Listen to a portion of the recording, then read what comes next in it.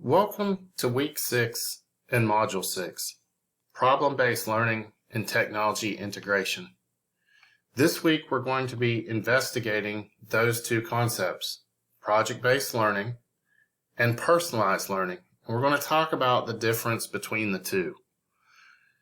So there are a number of questions that you're going to answer this week that relate to personalized and problem-based learning. First, you're going to differentiate between the two concepts, and then you're going to answer a number of questions that go along with those two topics. So I want to spend some time today talking about some steps that might be very helpful for you as you start the research process for this project and all projects to come for that matter. So I want to highlight first a site that I haven't used in a long time, but that I found helpful myself when I was doing a lot of my own research, and that is a site called Diigo, D-I-I-G-O. And so what it is you can scroll down the page and look at what it allows you to do. You can basically, you're collecting and organizing your research. So I've already signed up for an account. You can install the extension. And so if you want to do that, you just go to install extension if you're in Chrome. And then if you want to see a video of how it works, you can watch the video on it. But click the add to Chrome and allow the add extension. And so once you've done that, you should, in your extensions up in the top right corner, you should have Diigo Web Collector. So now from there, I want to go into my account. So if I go to my library, you can see that I have some of the things that are in there. I did some research back in 2019 and I haven't done a whole lot since. I can go in and delete those items if I want to get rid of those and keep things more organized. But I can tag items so that if I want to go straight to lesson plans, and when I go to lesson plans, then I can pull up everything that has to do with lesson plans. But if I want to go back to all, let's go over the next thing I want to show you is Google Scholar. And so I'm not sure if you're familiar with Google Scholar or not, but I can tell you it definitely helped me a lot during my doctorate program and as I worked to complete my dissertation.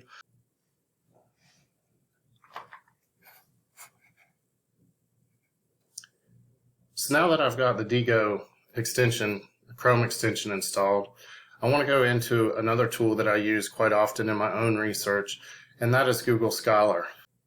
And so Google Scholar works similar to the way Google does, except it just searches scholarly publications, and I use it as a supplement to go along with the institution, Liberty University's library. So I start with the library at Liberty first because it will give me access to full articles.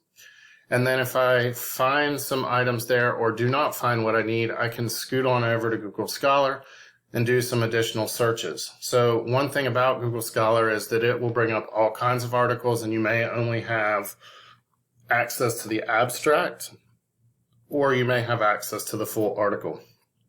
So one of the topics we're talking about this week is personalized learning.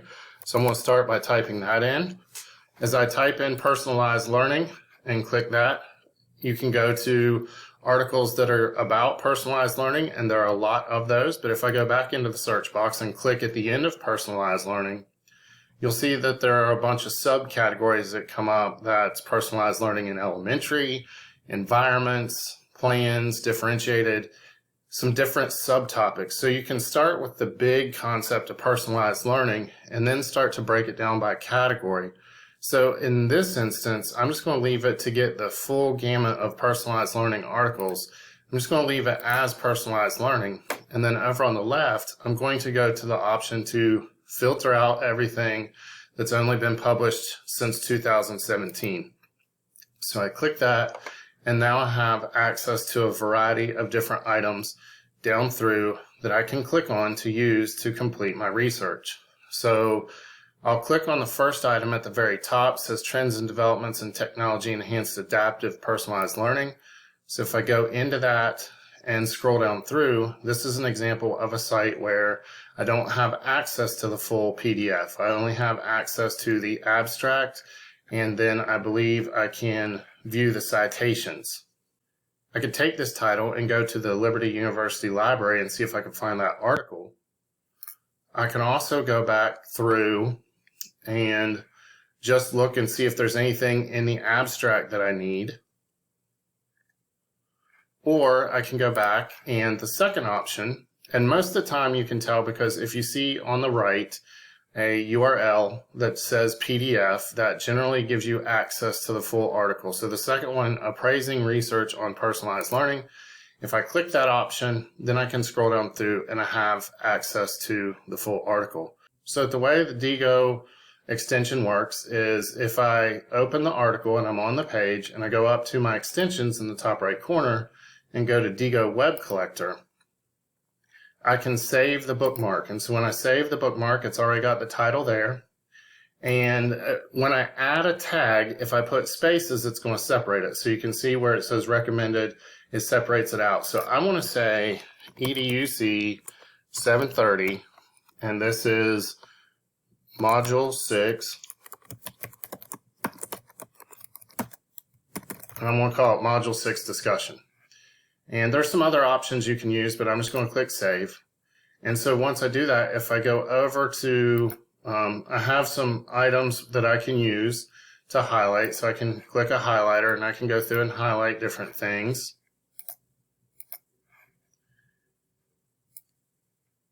Along the way. So if I read through the article and find some stuff that I really like, that I think that I might use in my project.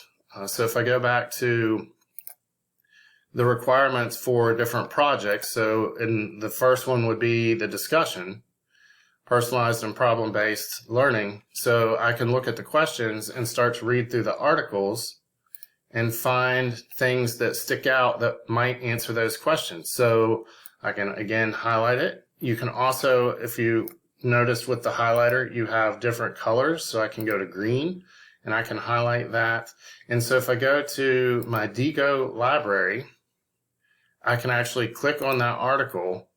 And when I do,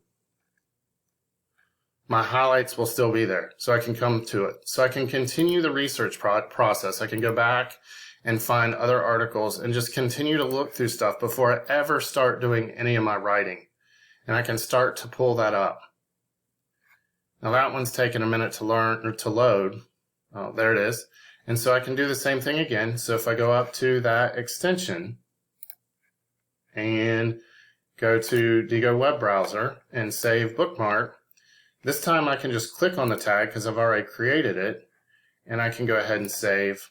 And now I can start my highlighting on the second article. Now, one of the other things that I wanted to share with you is that if you go to the citations page of any of the articles, you may find that your research kind of snowballs. You can use one article to find other options. So if I scroll down to the bottom to resources, most read articles by the same authors, there's that part, and then you should be able to find citations. This one, it's not showing as well, so let me go back to the previous example. It's really nice because I have a tab where I can just go straight to citations, and now I can go down the list, and now I can start to look up specific articles. Maybe I want to look up a systematic review of research on personalized learning, personalized by whom, to what, how, what. So I can grab that title and I can take that back to Google Scholar. And so I'll go back to, again, scholar.google.com. And from there, I'll paste that title in, and I'll search. There it is. This is one that I can tell already. See, I have to pay for it, but I do have access to the abstract. So there may be enough information in the abstract that I can get what I need. I can also, again, take that title back to the Liberty University Library and use that to complete the search project. So these are some tips that should help you with not only this week's projects, but every other project in this course and your other courses as you continue working in this program. I hope you find this helpful, and I look forward to reading your work this week.